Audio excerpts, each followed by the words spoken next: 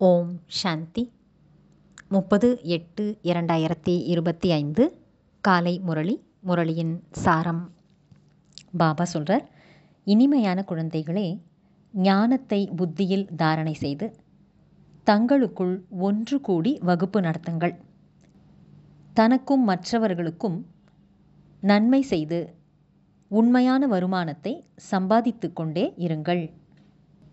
கேள்வி: குழந்தைகளாகிய உங்களுக்குள் எந்த ஒரு அகங்காரம் ஒருபோதும் இருக்கக்கூடாது? பதில்: இந்த சின்ன சின்ன பெண் குழந்தைகள் நமக்கு என்ன புரிய வைக்கப் போகிறார்கள் என்பது போன்று அநேக குழந்தைகளுக்கு அகங்காரம் வருகிறது. பெரிய சகோதரி சென்று விட்டால் கோபித்துக்கொண்டு வகுப்புக்கு வருவதை நிறுத்தி விடுகின்றனர். இது மாயையின் தடை என்று பாபா சொல்கிறார். குழந்தைகளே, நீங்கள் முரளி வாசிக்கின்ற ஆசிரியரின் பெயர் மற்றும் வடிவத்தை பார்க்காமல் பாபாவின் நினைவில் இருந்து முரளி கேளுங்கள். அகங்காரப்படாதீர்கள். ஓம் சாந்தி. தந்தை வந்து குழந்தைகளுக்கு புரிய வைக்கின்றார்.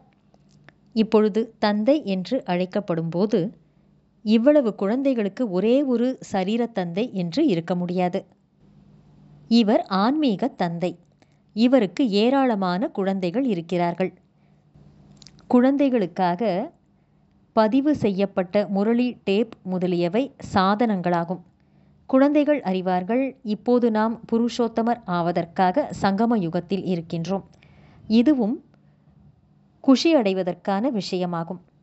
பாபாதான் புருஷோத்தமர் ஆக்குகின்றார். இந்த லக்ஷ்மி நாராயணர் புருஷோத்தமர்கள் அல்லவா?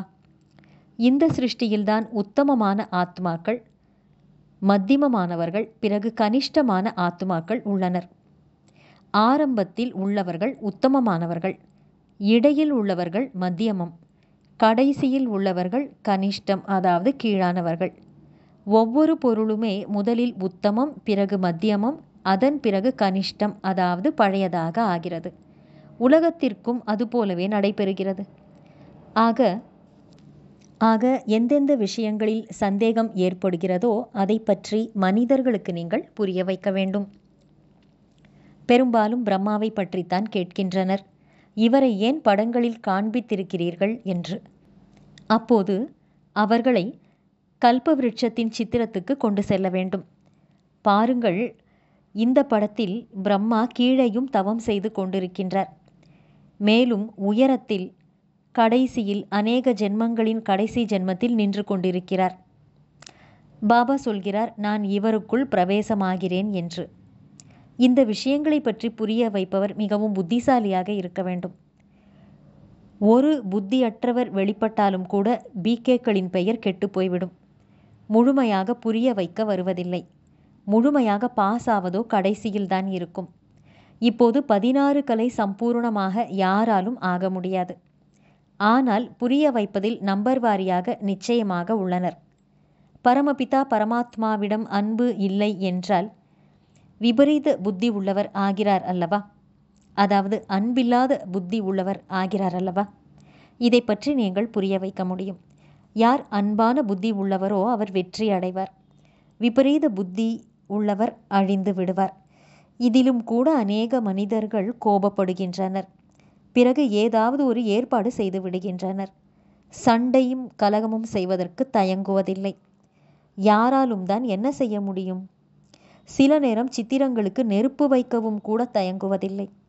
பாபா அறிவுரையும் தருகின்றார். சித்திரங்களை இன்ஷூர் செய்து வையுங்கள்.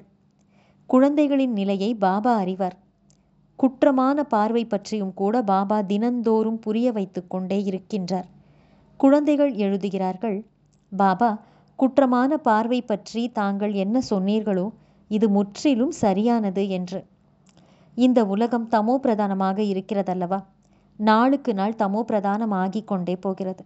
ஆனால் அவர்களோ கலியுகம் இன்னும் தவழ்ந்து செல்லும் குழந்தையாகவே இருப்பதாக நினைக்கிறார்கள்.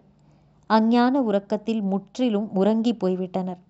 சில நேரம் சொல்லவும் செய்கிறார்கள், இது மகாபாரத யுத்தத்தின் சமயம் என்றால் பகவான் நிச்சயமாக ஏதேனும் வடிவத்தில் இருப்பார் என்று. எந்த வடிவம் என்று சொல்வதில்லை. அவர் நிச்சயமாக யாருக்குள்ளாவது பிரவேசமாக வேண்டும். பாக்கியசாலி ரதம் என்று பாடப்பட்டுள்ளது. ரதம் ஆத்மாவுக்குரியதாகத்தான் இருக்கும் இல்லையா? அதில் அவர் பிரவேசமாவார். அது பாக்கியசாலி ரதம் என்று கூறப்படுகிறது. மற்றபடி சிவபாபா ஜென்மம் எடுப்பதில்லை. இவருக்கு பக்கத்தில் அமர்ந்து கொண்டு ஞானம் தருகின்றார். எவ்வளவு நன்றாக புரிய வைக்கப்படுகிறது. நல்லது. தாரணைக்கான முக்கியமான சாரம்.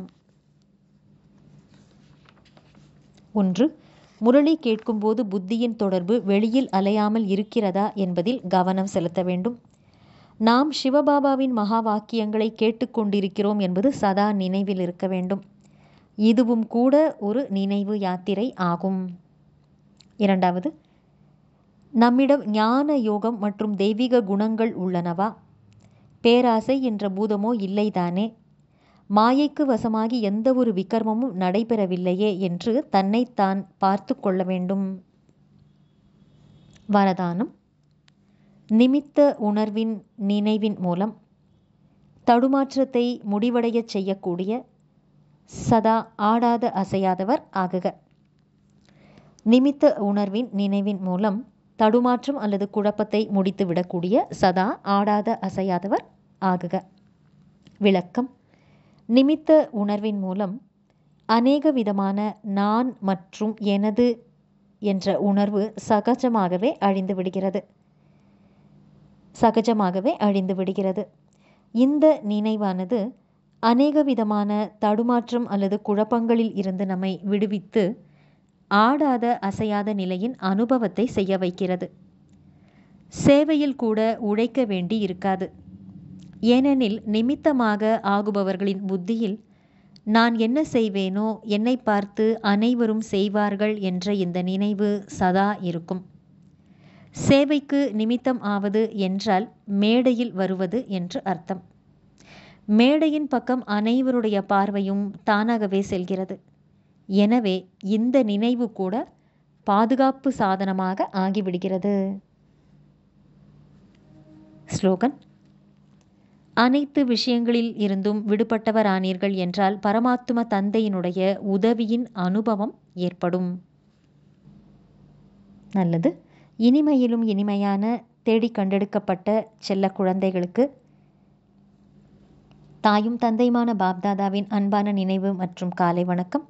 ஆன்மீக குழந்தைகளுக்கு ஆன்மீக தந்தையின் நமஸ்காரம். ஆன்மீக தந்தைக்கு ஆன்மீக குழந்தைகளின் நமஸ்காரம்.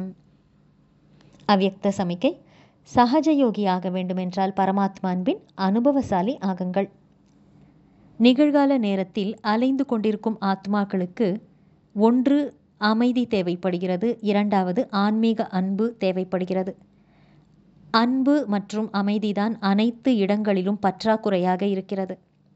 ஆகையினால் என்ன நிகழ்ச்சி செய்தாலும் அதில் முதலில் தந்தையுடனான சம்பந்தத்தினுடைய அன்பின் மகிமையை பாடுங்கள்.